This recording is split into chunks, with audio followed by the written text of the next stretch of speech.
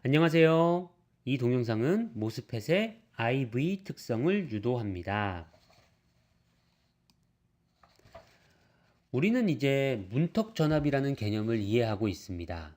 그래서 문턱 전압보다 낮은 게이트 전압을 인가하면 사나막 밑에 채널 전자가 없을 테니 전류가 흐르지 않을 것이라는 사실을 알 수가 있습니다. 게이트 전압이 문턱 전압보다 커지면 그럼 채널 전자가 어느 정도 생길 테니 전류가 흐르겠죠.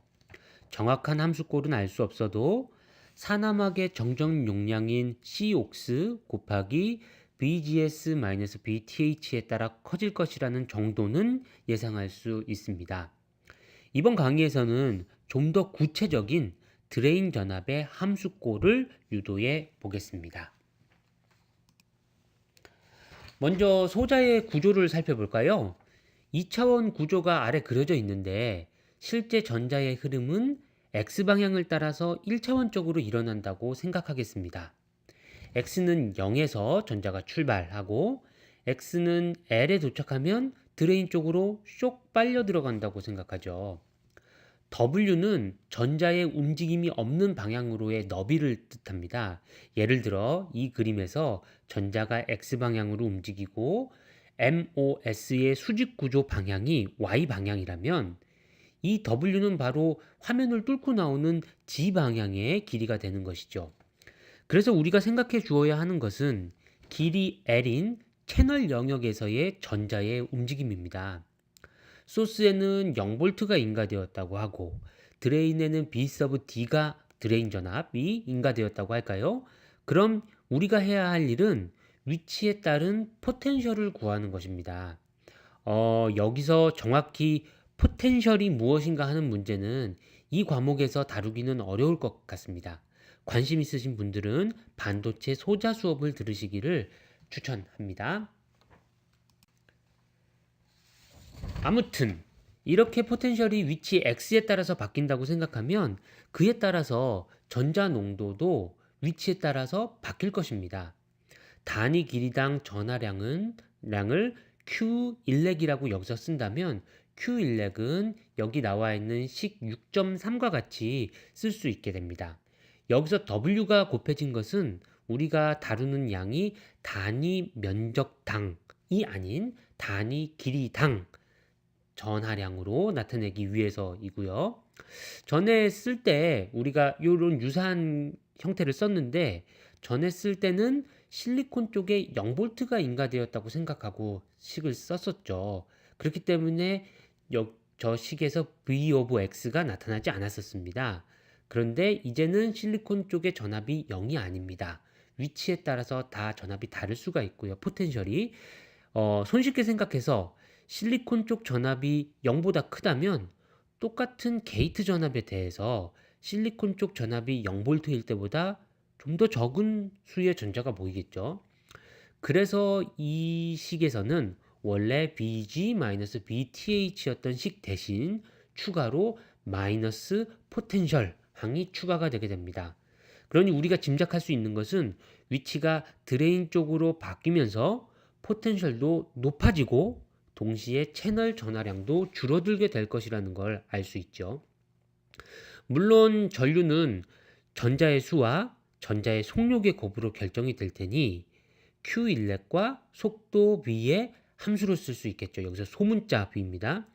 이렇게만 쓰면 풀기가 어렵겠지만 이 전자의 속도, 이 스몰 b를 포텐셜의 기울기 곱하기 이동도, 뮤 서브 n이라고 썼죠. 전자의 이동도의 형태로 쓸 수 있습니다. 결국 한 점에서의 전류인 I of X가 모두 포텐셜의 함수로 쓰여지게 되는 것이죠. 게다가 포텐셜의 경계 조건도 X가 0에서는 0이고 X가 L에서는 VD, 드레인 전압으로 결정이 되어 있다 라고 주어지는 상황입니다. 한 점에서의 전류를 앞 슬라이드에서 적어 보았습니다만 이것을 원래 어느 점에서 계산한다고 그래도 같아야죠. 왜 같아야 되죠? 이게 전류가 보존이 돼야 되고요. 그것은 키르히오프 커런트 법칙처럼 어떤 점에서 전류 보존을 따지더라도 늘 전류 보존이 이루어져야 하기 때문입니다. 그러니 이 값은 사실 드레인 전류와 같을 것입니다. 위치마다의 전류값이 사실은 드레인 전류값과 같다는 것이고요. 이렇게 식을 놓고 나면 6.7번 식과 같이 놓고 나면 포텐셜에 대한 미분방정식이 된다는 것을 알 수가 있네요. 좌변은 상수고 우변은 포텐셜에 대한 일개 미분항에다 앞부분에 무슨 계수가 곱해져 있습니다. 다행스럽게도 이게 변수 분리가 가능한 형태이니 적분을 0에서부터 L까지 해주면 마지막에 나와 있는 것과 같은 id에 대한 결과식을 얻을 수 있게 됩니다. 이 식의 물리적인 의미에 대해서 제가 몇 가지 한번 적어봤습니다. 첫 번째로 전자가 잘 움직이는 녀석이라면 전류가 클 것이다. 그래서 모빌리티인 뮤 서브 n에 드레인 전류가 비례합니다. 사나막의 캐패시턴스가 크다면 같은 게이트 전압에 대해서 많은 전자를 모을 수 있어서 전류가 클 것이다. 그래서 COX에 비례하게 됩니다. 너비가 넓어지면 너비가 2배 넓어지면 그만큼 채널이 2배 넓어진 거니까 전류도 2배가 되겠죠. 이런 것처럼 너비가 넓어지면 그에 비례해서 전류가 커질 것이다. 그래서 W가 곱해져 있고요. 길이 L은 짧은 편이 전류를 증가시키는데 좋을 것입니다. 왜냐하면 같은 드레인 전압에 대해서 더 큰 전기장이 걸리니까 전자가 더 빨리 가속이 되겠죠. 게이트 전압이 커지면 게이트 전압이 문턱 전압보다 커지면 큰 상태에서 더 커지게 되면 그러면 채널 전자가 많이 모여서 전류가 증가하게 된다는 걸 알 수가 있고요. 드레인 전압이 높아지면 VDS의 함수꼴을 보면 처음에는 전류가 커지지만 무작정 커지지는 않는다. 이 정도로 이 식의 물리적인 의미들을 요약해 볼 수 있을 것 같습니다. 실제로 한번 그려볼까요? 제가 특정한 뮤 서브 n, COX, W, L, VTH 등을 설정한 후 앞에 식을 BD vs BDS의 꼴로 그렸습니다. 그러면 다음과 같이 나오는데요. 이 정확한 값이 중요한 게 아니라 개형을 신경 써 주시고요. 여기서 서로 다른 여러 개의 선들이 있는데 이 선들은 게이트 전압을 바꾸어서 생긴 것들입니다. 앞에서 말한 것처럼 게이트 전압이 커지면 더 큰 전류가 흐름을 알 수가 있네요. 그리고 이런 드레인 전압 증가에 따른 드레인 전류의 증가는 어느 정도까지 이루어진 후에 최대값에 도달하게 됩니다.